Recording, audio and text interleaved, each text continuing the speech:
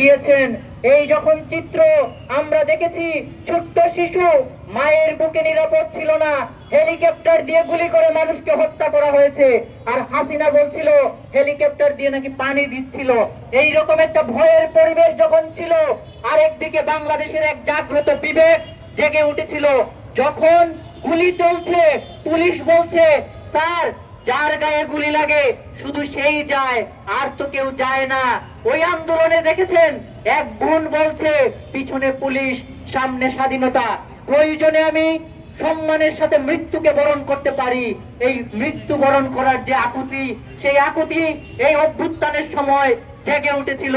ফলে আমরা বলতে চাই, অভ্যুত্থান বাংলাদেশের মানুষের উৎসব, শোষিত মানুষের উৎসবের নাম অভ্যুত্থান। ফলে আজকে কোনোভাবে অভ্যুত্থানকে নিয়ে কোন ধরনের চক্রান্ত বাংলাদেশের মানুষ মেনে নিবে না।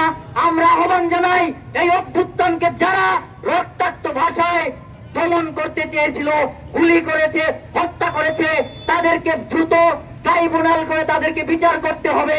বন্ধুগণ, অভ্যুত্থানের পরে আমরা দেখছি নানা ধরনের নৈরাজ্য চলছে, বিনা বিচারে হত্যা করা হচ্ছে। আমরা বলতে চাই, অভ্যুত্থানের চেতনা, গণতান্ত্রিক চেতনা, ফলে এই আওয়ামী লীগের যারা দূষর, আওয়ামী লীগ যারা এই নিপীড়ন করছে, আমরা মনে করি তাদের বিচার করতে হবে, আইনের আওতায় নিতে হবে। ফলে দ্রুত বাংলাদেশে ল এবং অর্ডার সেটা বাস্তবায়ন করতে হবে। বন্ধুগণ, ছাত্ররা জীবন দিয়েছিল বৈষম্যের জন্য, বৈষম্য কিন্তু কমেনি। আমরা দেখছি হাসিনার পতন হয়েছে, আজকে কথা উঠছে হাজার হাজার টাকা, যে টাকা পাচার হয়েছে, সেই পাচারকৃত টাকা বাংলাদেশে ফেরত আনা হোক, এই টাকা বাংলাদেশের মানুষের কাজে লাগানো হোক। আমরা বলছি যে ছাত্র জনতা জীবন দিল বৈষম্যের জন্য, আজকে যদি আমরা দেখি সেই বৈষম্য কমেছে কি? আজকে আমরা দেখব আমাদের পার্শ্ববর্তী এই সিলেটের নান্দনিক সৌন্দর্যের চা বাগান, সেই চা বাগানে আমরা গিয়ে নাগরিক মানুষ শান্তির ছায়া সুনিবিড় হিসাবে বিকেলে যাই, ঘুরতে যাই, কিন্তু সেই চা শ্রমিকদের দিকে যদি তাকাই, আমরা দেখব আজকে 1 বছর পরে চা শ্রমিকদের মজুরি মাত্র 8 টাকা 50 পয়সা বাড়ানো হয়েছে। আজকে দেখেন, এই যে মালিক শ্রেণী হাজার হাজার কোটি টাকা আয় করে, কিন্তু চা শ্রমিকের মজুরি 1 কাপ চায়ের দামের সমান বাড়েনি। বন্ধুগণ, যে বাংলাদেশ সরকার আজকে পতন হয়েছে, সেই বাংলাদেশ সরকার আওয়ামী সরকারের যে চুক্তি, সেই চুক্তি অনুযায়ী চা শ্রমিকদের বেতন দেওয়া হচ্ছে। আমরা বলতে চাই, এই অভ্যুত্থানের বাংলাদেশে এই বৈষম্য টিকতে পারে না। বন্ধুগণ, আপনারা জানেন বাংলাদেশের নির্বাচনী ব্যবস্থাকে গত 15 বছরে একটা ধ্বংসের দ্বার প্রান্তে নিয়ে যাওয়া হয়েছিল।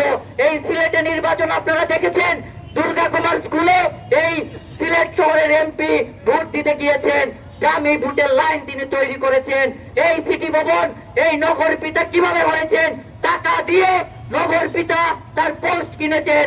এই রকম করে গোটা নির্বাচনী প্রথা প্রতিষ্ঠানকে বসিয়ে দেওয়া হয়েছে। ফলে আমরা বলতে চাই, নির্বাচনী ব্যবস্থার আমূল সংস্কার করে না ভোটের আয়োজন করতে হবে। নির্বাচিত কোন জনপ্রতিনিধি জনগণের বিপক্ষে কোন আইন করলে, ভূমিকা নিলে তাকে রিকল করা অধিকার নাগরিককে দিতে হবে। সংখ্যানুপাতিক যে নির্বাচনের ব্যবস্থা, সেই ব্যবস্থা চালু করতে হবে।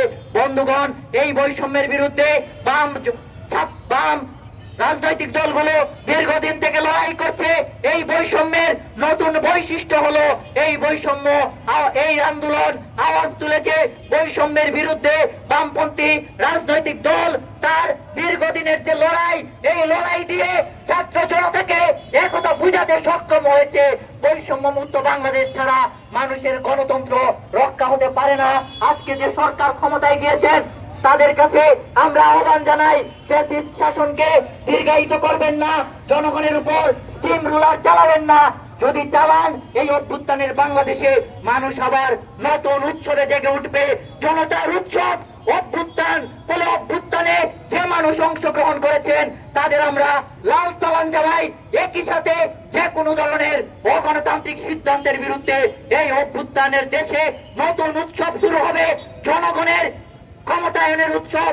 সত্যিকারের অর্থে অভ্যুত্থানের মধ্য দিয়ে যে গণতন্ত্রের মূল বাণী, সেই বাণী এসেছে, অর্থাৎ সকল ক্ষমতার উৎস জনগণ এই যে চেতনা একমাত্র অভ্যুত্থানের পথে লড়াইয়ের পথে এই চেতনা বাস্তবায়িত হয়।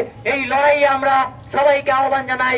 এই আহ্বান জানিয়ে আমার দল বাসদ মার্ক্সবাদীর পক্ষ থেকে আমি আমার বক্তব্য শেষ করছি। সবাইকে ধন্যবাদ।